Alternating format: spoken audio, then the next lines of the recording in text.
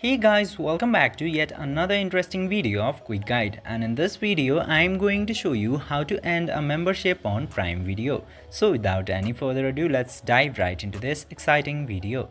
Now in order to end your membership on Amazon Prime Video, you just simply have to open the Prime Video application, and after opening the Prime Video application, this homepage will appear. You just simply have to tap into your profile picture into the top right corner, and after tapping into the profile picture, this gear option will appear. Just simply tap into that option in order to go to settings, and after going into these settings you will see a lot of options into here. You just simply have to tap into this my account option, and after going there just simply tap into this manage account option.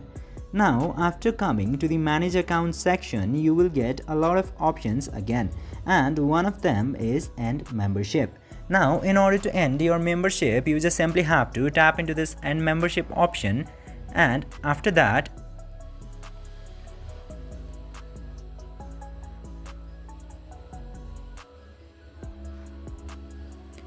your membership will be ended, and you can use the Amazon Prime Video until current membership expires. And after that, by following this very easy step, you can easily end your membership on Prime Video. I hope this video was helpful for you.